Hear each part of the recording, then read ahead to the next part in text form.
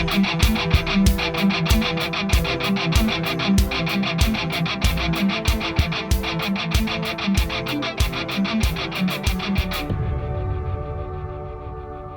is Dr. Jerome Corsi, and today it's Thursday. It's January 11th, 2024. Thank you for joining us at thetruthcentral.com. That's thetruthcentral.com. You have to include the word thetruthcentral.com. We're doing a podcast every weekday. You can find me. I'm increasingly posting on Twitter, which is now X, at Corsi Jerome 1, at CORSI JEROME, all small letters all together, number 1, at Corsi Jerome 1. And we've got a Substack also created, which is beginning to do very well. It is Substack is JeromeCorsiPhD.substack.com. JeromeCorsiPhD.substack.com. We'll be doing videos and interviews, posting articles in several different categories. And we just started it. It's brand new, so it's going to take a while to build, but I'm very enthusiastic about using the Substack format to really get a lot of information out. As I've made clear, I'm not retired any longer. I thought for a while I would be, but there's just too much going on. And I'm going to be a very active voice again, trying to promote the cause of God and justice and the Constitution and the things I've fought for all along, which are the individual freedoms. In the stories we're covering today, I want to start with this World Health Organization story, which I think is increasingly a very big story. The World Health Organization is behind the scenes, maybe not so much behind the scenes, but unnoticed to the American public. A whole structure has been put into place, which allows in the declaration of a pandemic to take control of national sovereignty. Now, one of the things they're doing right now in the World Health Organization is they're having a entire push to have gender self-ID with new activist-driven guidelines. So what the World Health Organization is doing is it's announced it will publish new transgender health guidelines. So a panel of 21 experts are going to meet between February 19th and 24 at the WHO, World Health Organization headquarters in Switzerland. And they're going to build on new policies which will allow gender self-identification. So worldwide, they're going to be asking people to not give their sex, but give their gender. Okay, so they better get ready for an infinite number of genders, an infinite number of lawsuits because people aren't using the right pronouns or descriptive terms of their particular gender identification. Schizophrenia has no limit to its variations. So the provision of gender-affirming care, including hormones, health workers' education, and training for the provision of gender-inclusive care, provision of health care for trans and gender diverse people who suffered interpersonal violence based on their needs, health policies that support gender inclusive care, and legal recognition of self-determined gender identity. This is a deep dive into insanity. I noticed also was an article out today in terms of I guess it's a video that's been being played of an airplane landing in some small airport, and one of these DEI, diversity, equity, and inclusive air traffic controllers is trying to get the plane to land. The pilot she's giving the pilot instructions, and the pilot say, "This doesn't make any sense. How you're telling me to land is not the way we do it." And she says, "Well, I've looked it up in Google, and that's the way you do it." Okay, so now we've got air traffic controllers hired for their diversity, their equity, and their inclusion, who are giving air traffic controllers information based on their Google experience, reading Google. So now how about if we have the pilot and the co-pilot where the stewardess comes up and starts giving them DEI instructions for landing, or we have DEI inspected crews, or we have DEI manufactured airplanes, where instead of hiring the best people to construct the airplane, we hire a DEI mix, I mean, this is just insanity, and it's spreading rapidly, but it's doomed for failure. Now, I was working on another article as well. I was looking to see if I posted it actually, because I had it pretty well put together on this whole idea of DEI and ESG dying, and they're going by fast. They're not going to last for much longer, I don't think. So, yes, here it is. ESG. I want to cover this one next. ESG is now being, and Chris, I want Chris to comment after this. ESG is being labored as the corporate America's dirty word. Now, there's evidently an editorial in the Wall Street Journal, which is the latest dirty word in corporate America is ESG. Environmental, what is it? Environmental, social and governance, I believe it is, or something of that nature. Environmental, social, and governance. It boils down to the entire new green global warming agenda, which is complete nonsense. And so on earnings calls, many chief executives now employ new approaches. Some companies, including Coca-Cola, are rebranding corporate reports and committees, stripping ESG from titles. This was this was January 9th. It's 2 days ago in the Wall Street Journal, and it was an article reporting on that corporations are moving away from ESG. So ESG is being stripped from titles of people who are in corporate America or in investment committees or in companies like BlackRock, which are major investors. Advisors are coaching executives on alternative ways to describe their efforts, proposing new terms like responsible business, quote, quote. And meanwhile, on Wall Street, firms are closing popular ESG funds. Why?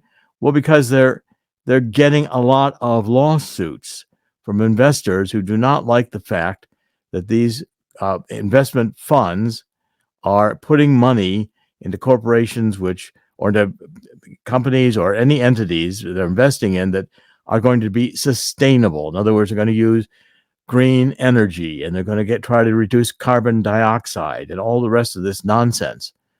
I think we're finding across the country that ESG is biting the dust. And I think the next one to bite the dust right after it is going to be DEI. The bottom line is that this insane left's agenda doesn't work. It doesn't work. It's an insane agenda. It has no. If you follow the guidance of the left, we'd all be eating bugs. We would be driving little tiny cars that are electric. We'd be confined to 15-minute cities. It goes on and on. We couldn't be able to travel. We'd have to watch our carbon footprint and also our carbon shadow, our ideas, our words, our thinking, and we'd have to be disciplined if we were climate deniers. We'd have to embrace this false, stupid science that carbon dioxide, which is a minuscule amount of the atmosphere, 0.04%, controls Earth's temperature. It doesn't. And there are crazy schemes going on, which I'm going to cover in a minute. Chris, do you want to comment on these ESG and DEI standards biting the dust? I'm pretty sure we figured this was going to happen a long time ago. You can't hire people just to mark off some quotas. Oh, okay, maybe you can do that in certain fields like entertainment, because while it could see some backlash on the internet, it's not going to really affect people if I'm watching a movie and you have a diverse cast. Okay, that's fine. But now we're talking about people in very important positions. Well, we discussed academia the other day, where young people's minds are being molded, and they're, as you can see, they're very susceptible to such. Now you're looking at lives in people's hands. We're going to be talking about the medical field. We're going to be talking about DEI hires in, as you said, the the air traffic controller field. When lives are at stake, these equal outcome policies are going to be the detriment to this country.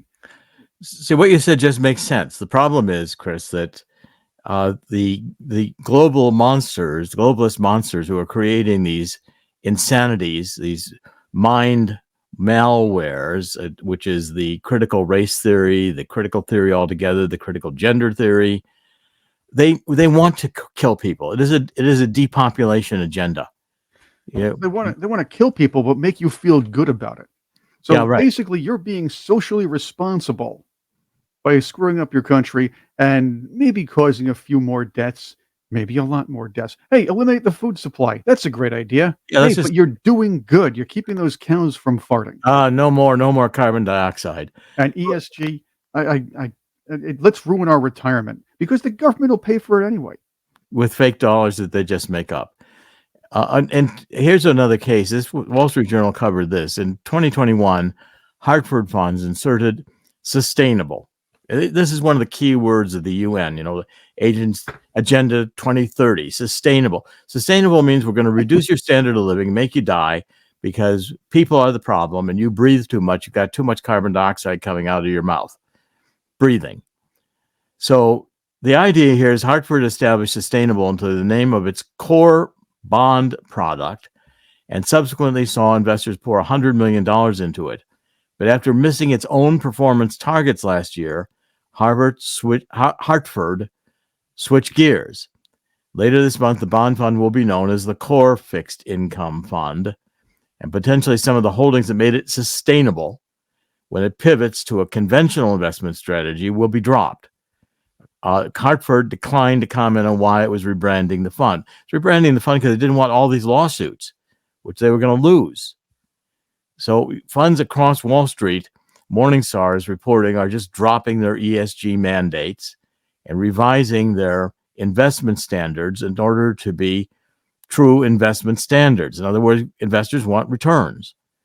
They don't really care about how returns are gotten because it's investment.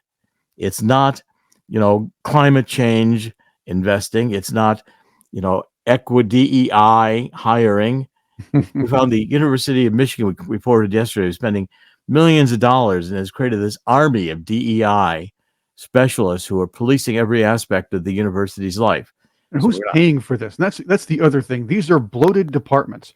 How in the heck did we get these in almost every corporation now, these huge human resources departments with all their DEI specialties and diversity officers and people like that? It's a useless appendix to our economy, and it's very, very costly.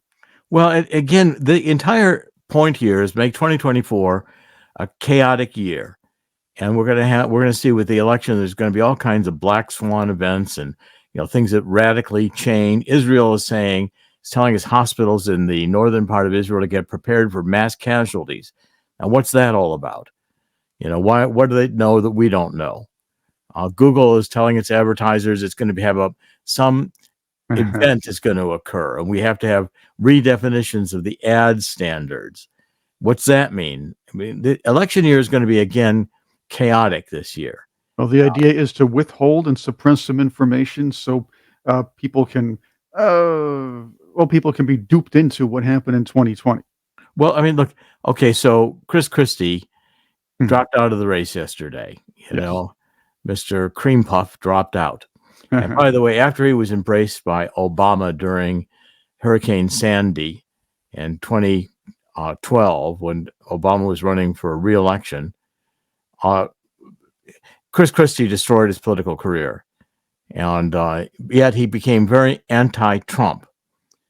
And now the point is, CNN is going to pick him up. I'm sure we're going to see CNN getting Trump in there because everybody, MSNBC, all of these that hate Trump outlets are suddenly going to have Christie be their new moderator, their new commentator, their new genius, because what they want to do is essentially have a voice that will destroy Trump. And this is, again, the hate Trump movement is going to go insane and determined to defeat Trump, whether it's through putting him in prison or whatever they do, but they are going to try to eliminate Trump. And it's insane how they're doing this. Now, I was following yesterday. By the way, Trump had a town hall with the, with Fox, and he leveled Christie on it. He said that Christie, Christie was wrong about everything except that when he said that Nikki Haley didn't have what it takes on the national scene, and said that was the only thing that he agreed that Christie had said in a long time.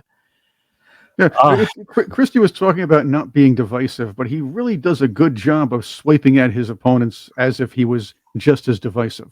Well, he's a politician, is what he does, but he's a loser. And Christie is, again, maybe I'll go to CNN. Look at all the things that CNN told us that were wrong.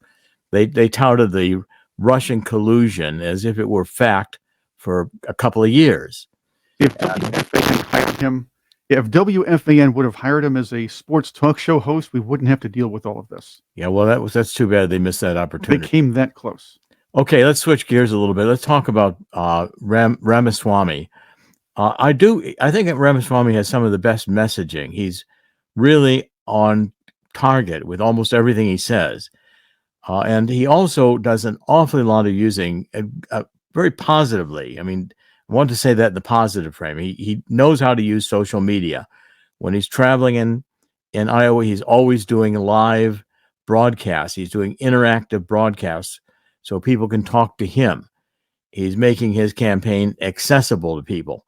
And that's gonna build him a large audience. So I don't think this year Ramaswamy is going to surface as a candidate, even as a vice presidential candidate, but he is certainly building himself a presidential or a substantial platform, and he's becoming an important voice. Now, I followed yesterday this what was being reported in Iowa, where Steve King, and I've worked with Steve King for years when he was a congressman. Steve King's career was destroyed by Kevin McCarthy when the Washington Post attacked, or I guess it was the New York Times. New York Times got King in a conversation where Steve King was supporting, the Enlightenment and Western civilization, and so the New York Times branded him as a white supremacist, and they trashed him. And Kevin McCarthy had been wanting to get rid of Steve King. Steve King was one of the most conservative leaders in Congress, and I had been working with Steve King back since 2004 when we had the Swift Boat campaign, after I co-authored with John O'Neill Unfit for Command, Swift Boat Veterans Speak Out Against John Kerry. It was an effort from the Swift Boat veterans led by John O'Neill, who commanded Kerry's boat when Kerry left Vietnam, to say that Kerry's 3 Purple Hearts were all fraudulent, that he was a fraud, and that essentially the Swift Boat veterans, while in Vietnam, went and asked Kerry to leave because they said basically Kerry was going to get them all killed.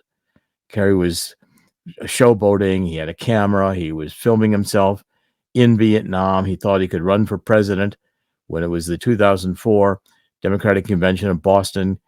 Kerry came into Boston Harbor on a ship with some Swift Boat veterans, and when he accepted the nomination, he saluted and said, "Reporting for duty." Well, that put the Swift Boats right in the center of the campaign, and I think it was unfortunately, John Kerry never got to be president. Now, this town hall that was held yesterday in Des Moines, Steve King, who is now retired and living in Iowa, where he was from, with his family, has become a major voice in Iowa, and Iowa is always center stage as long as it remains the first set of primaries. They are a very strange system of caucuses, which are groups of people getting together. It's hard to even explain how caucuses work, but we'll be going through that process very quickly. Now, Ramaswamy stood beside Steve King at at the state capitol. They were all, national anthem was played and speeches were given. Now, what they focused on, the Epoch Times has a story today that Steve King and Ramaswamy were all opposed to what's this, carbon pipeline that they're planning to build in Iowa. Now, what is a carbon pipeline? Okay, that's another bizarre story that results from the whole climate change insanity. So back to Jimmy Carter, when he was wearing his cardigan in the White House in the 1970s and telling everybody we're running out of oil, so we better turn down our thermostats. He was touting ethanol, which uses corn to make gasoline. You can do it. Ethanol is not a very effective fuel. It clogs up engines. It has lots of drawbacks, but there are a lot of mandates that certain states have to require a certain amount of ethanol in their gasoline. I mean, it's all nonsense from climate change. About half of Iowa's corn production goes into ethanol. And they want this carbon dioxide pipeline to be built over several states. And what's the pipeline going to do? The pipeline is going to capture carbon dioxide from the ethanol plants, and it's going to take it all up to North Dakota. So this pipeline is going to be carbon dioxide. It's going to pass through this, and it's going to be put into the earth in North Dakota so it doesn't get into the atmosphere. Now, that's insane. Why? Because carbon dioxide as a molecule is not detectable. We don't breathe, we don't sense it because it's only 0.04% of all the atmosphere. Released naturally, carbon dioxide mixes into the atmosphere and is not concentrated as this pipeline will do. When concentrated carbon dioxide can cause people to be sick. They can get headaches. They can get all kinds of problems. If this line breaks, you're going to have people going to the hospital because the carbon dioxide concentration is not the way the earth naturally manufactures and uses carbon dioxide. Carbon dioxide is plant food. It is not a noxious chemical. Were carbon monoxide that hydrocarbon fuels emitted, we'd have an issue because carbon monoxide is poison. And our cars do emit some carbon dioxide. People commit suicide by going to garages and sealing everything up and turning their cars on and dying from carbon monoxide. But you don't die from carbon dioxide. Okay, and the difference is carbon and monoxide, one atom of oxygen, carbon dioxide, two atoms of oxygen. So you're essentially looking at interfering with the natural carbon cycle by this false concentration on carbon dioxide as if it were going to destroy us all because it's making the earth warmer, which is based on this false science that the earth has only gotten warm since the industrial age when we began burning hydrocarbon fuels. And if we burn less hydrocarbon fuels, the earth would be returned to its normal temperature. Well, there is no normal temperature for the earth. The earth's temperature is varied dramatically over its entire history. The first 80% of Earth's existence, it was too molten. There was nothing living on the surface of the earth. A lot of carbon dioxide in the atmosphere. Carbon dioxide has been decreasing for 600 million years, and we've had ice ages in that period. Carbon dioxide follows warming. It doesn't cause warming. The major impact on the Earth's temperature is the sun, people. Listen, the sun, that yellow thing up in the sky. That's our light and our heat. And when it's not burning very hard, we have fewer sunspots, we have a little ice age. When it's burning hot, we have a medieval warming period. And the sun varies in how it burns. And by the way, at night, you might have noticed, it's dark, which means the sun is not in the sky. And if we didn't have carbon dioxide and other greenhouse gases, of which 60% of all greenhouse gases are water vapor, which the left doesn't demonize, because hydrocarbon fuels don't emit water vapor. This is all neo-Marxist agenda to scare us that we're all going to die unless we stop using hydrocarbon fuels, which if we did that, we would become a much less vibrant population worldwide. We've had billions of people die. We can't have farms. We can't have cows because they fart methane. We can't have nitrogen fertilizers. People exhale carbon dioxide, and the World Economic Forum, Harari, says, well, we're just useless people anyway. This is absolute insanity, and Ramaswamy and Steve King opposing this pipeline, I think, was a brilliant move Now, one other story that I'm going to ask Chris to comment again is the story that in Great Britain, the costs of energy have doubled. Why? Because of the pipeline shut off by Russia, the sanctions that the EU imposed on Russia after Russia started the Ukraine war, invading Ukraine. In retaliation, Russia shut down the shipment of natural gas to the EU. Okay, so in the UK, which is no longer part of the EU, but is still suffering from these policies, what you have is a doubling of energy costs. Okay, now, so what used to cost the average family, and I'll get these figures right here, right out of the article, 50 pounds per megawatts, so it's gone to 100 pounds per megawatt in 2025. It's where it will be today. It is, and they're thinking that maybe by 2025 they can get the prices of electricity to drop below 100 pounds per megawatt. Now, that means that for the average person in Great Britain, and their economy has not been terribly strong, you're going to have extremely high energy costs persist for the foreseeable future. So 65% of Britons are likely to keep heating lower during January, with 70% opting to keep it off completely and freeze simply because they can't afford it. So a survey of 8,068 respondents found that 1 in 4 will also take cash from their energy bills to pay their energy bills from typical food that they're spending. They're going to eat poorer, and nearly the same number drawing on cash for leisure activities and clothing. So Great Britain is suffering with people having to divert money from their standard of living just to keep warm in winter. That's the incentive. And again, if you think this is accidental, you're wrong.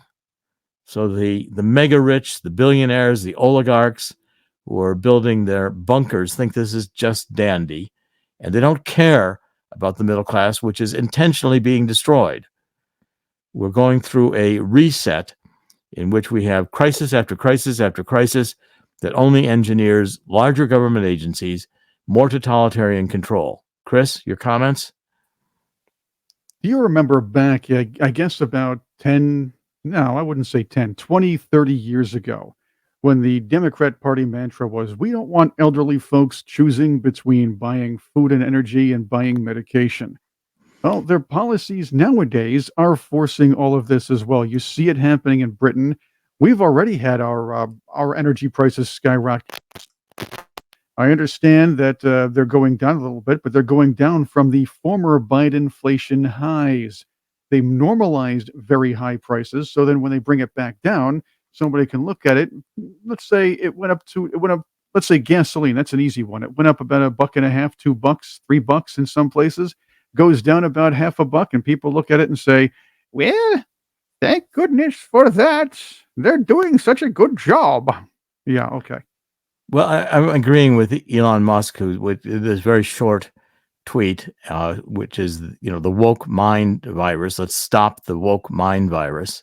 Mm. And I've been arguing that now for years. Yeah, that's the pathogen we should be well, worried about. Yeah, exactly. And Jack, covering a little bit on the Ukraine war and what's going on in Israel. Jack Prosobiak, who I know quite well. Jack is a great guy. Globalists want to use Poland as the eastern flank of NATO to escalate the war in Ukraine. Here's another, another bizarre NATO EU idea. And Poland's under a globalist now leadership with this Donald Tusk, who's the prime minister or the head of the state. And so there's a globalist coup that has occurred essentially in Poland, and there's a tense feud between the two leaders. and with the globalists gaining control. Now, with the globalists cracking down in Poland and imposing their agenda, they're going to support Ukraine in the war against Russia. And the idea is that if Ukraine now just builds up its fortifications and as it takes a defensive posture, then Ukraine can rebuild its military and ultimately resume the war, if not accelerate the war against Russia. Well, I don't think Poland has a chance. Poland is essentially, or Ukraine has a chance. Russia has now got hardened positions. They've had time to make their defenses with these minefields, miles of minefields, getting their defensive positions zeroed in to defend any approach to taking out their defensive structures. Russia's got superior military capability, and Russia also has tactical nuclear weapons in Belarus, which if pushed, if we began to deliver really sophisticated weaponry to Zelensky in Ukraine, Russia would immediately escalate their arms that are being used on the battlefield. And I don't rule out that Russia could use tactical nukes if pushed hard by these insane, woke State Department and Soros and Hillary Clinton and the entire left, Obama, determination to push NATO right into Russia. The Democrats used to love Russia before the tearing down of the Berlin Wall when Russia renounced communism. As soon as Russia renounced communism, the Democrats went to war on Russia. It was Russia, Russia, Russia all the time because they're obsessed with the fact that communism doesn't work. And they don't want Russia being that proof of concept. The way to defeat this left is continuously to point out that their ideas don't work. So therefore, the electric vehicles, which we've been reporting on, one of our comments, a good comment that was left yesterday after we talked about the fact that the electric vehicle agenda is dead. Someone was writing about how their family had been involved with Ford transforming a conventional automobile manufacturing plant into EVs, and suddenly it was stopped because Ford decided we're not doing this anymore. As soon as the government subsidies dry up, electric vehicles are gone. They're going to be a fad. You're going to have a lot of junk around from solar panels and wind turbines once this insanity, this phenomenon of mass global insanity on the left passes. The left's ideas, we have all the genders, so we're going to have to modify the whole health system to be gender specific, and we're going to have transgenders or whatever bizarre next thing they come up with, transgender pedophiles, or how about, the combination of past lives and gender and, having suffered some trauma in a past life and as an animal. It is insanity. And I pointed out in my book on this, the truth about Neo-Marxism, cultural Maoism, and anarchy is that fundamentally the left in this critical theory have made schizophrenia the ruling ideology. Schizophrenia comes down to whatever bizarre individual thought you come up with about your reality, everybody else has to celebrate that's your vision of reality and it's as good as everybody else's. There is no objective reality in all of this. And so now you see Ukraine is not in the news anymore because Ukraine has lost this war and yet won't come to the bargaining table. And I think the reason is that the intelligence agencies still want to keep Ukraine in Zelensky's hands so they can continue money laundering. And I will only disbelieve that when there's active prosecutions taken on the Biden crime family. We have a family in the White House that has benefited from bribery with about every, and Hillary Clinton was doing it before. When Secretary of State, she had a private email server, and she was doing Clinton Foundation business for oligarchs who would pay the Clinton Foundation, and she would set foreign policy to their liking. And the foreign policy that we had in the Obama years was disastrous. We destroyed Gaddafi and we destabilized Libya, which was a productive economy with a lot of oil. Now Libya is a disaster. Ecuador's got a civil war going on right now where there's thugs, armed thugs coming into news shows on television and disturbing broadcasts. You've got Hamas supporting, Hamas has a huge audience worldwide because, again, Hamas hates Israel and hates the United States. And so the left, which hates the United States, wanting to destroy capitalism, destroy our values, destroy families, destroy God, really a satanic movement to create their new perfection where we can have, satanic clubs in high schools, and we can have transgenders teaching story hour to children. This is a out of control, and I think Americans across the board are feeling that. I'm going to end with some comments on Israel, but Chris, would you like to comment on what we talked about here?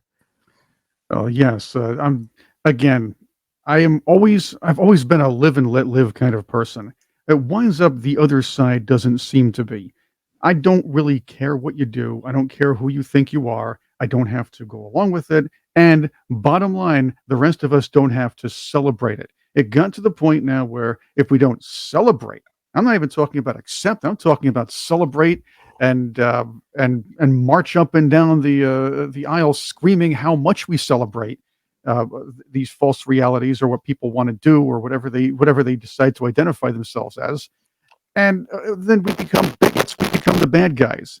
Little storm problem here, as if you see me popping in and out of here. But that's the issue here. That's the issue. We don't.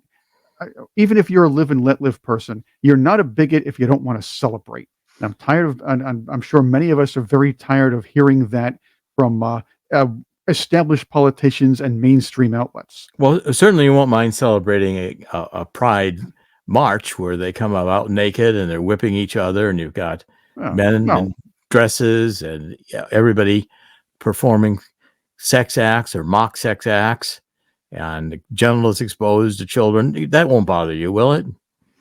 Again, that's a problem. That's a huge problem. But if we don't celebrate it, then we're the bigots. Do you remember the old? Of course, you remember the old puritanical societies we learned about, where if you don't go along with what the leadership tells you, you become shunned, you become virtually excommunicated from your community, or basically you're a persona non grata within it. That's what we have here. Only it's nationwide on the internet. Imprisoned, killed, imprisoned, yep, punished, made suicided. Suicided. Charges against you because you dare speak out about this stuff. This is insanity. And I think the average American's got to realize it and come to say enough. Now, with Israel's being taken to the World Court, of course, for genocide. All these international organizations, I'd be happy to get rid of the World Court, happy to get rid of the United Nations, happy to get rid of the World Health Organization. We've got too many governmental organizations, and these international organizations are all on the side of the wrong guys. They're not protecting human freedoms. They're protecting globalist, bizarre ideas. So Israel is not being allowed to defend itself. It's going to be a charge of genocide, and everybody's forgetting about this October 7th attack. Now, Israel is not listening. They are systematically now taking on these refugee camps in central Gaza, because the refugee camps are where Hamas had arms manufacturing plants and were shipping arms around Gaza to Hamas terrorists. So Israel is going in and systematically targeting these terrorists. 150 terrorist targets were identified in the south yesterday. Heavy fighting is going on in these areas, in various select areas within the Gaza Strip. A narrow part of strip of land on the Mediterranean in Israel, north of Egypt. And by the way, Egypt is sealing off Egypt to make sure the Palestinians don't come into Egypt. The Palestinians were thrown out of Jordan, Lebanon, and Egypt because they are a radical leftist group. They had the Palestinian Liberation Army. The Palestinian Islamic Jihad is now fighting with Hamas. And you've got an alliance here building with Iran, supporting Hezbollah and Hamas. And after Israel killed one of the top leaders of Hezbollah last week, or just in the last few days, Hezbollah is ramping up activity against Israel in the north. The other state that's at the heart of this is Qatar, which is Qatar, Qatar. And what Qatar is again, you're finding a support of radical terrorism. And there's a good article here on the Gateway. No, I'm sorry, not the Gateway Pundit, on the Gatestone Institute, if I can find it here for a minute, showing how Qatar has put billions of dollars into the support of Hamas. And again, this is not widely known and widely reported, but Qatar is not, here we go, this is the article. I just found it, and let me pull it up here and read you just a bit of this. Here, hold on a second. Yes.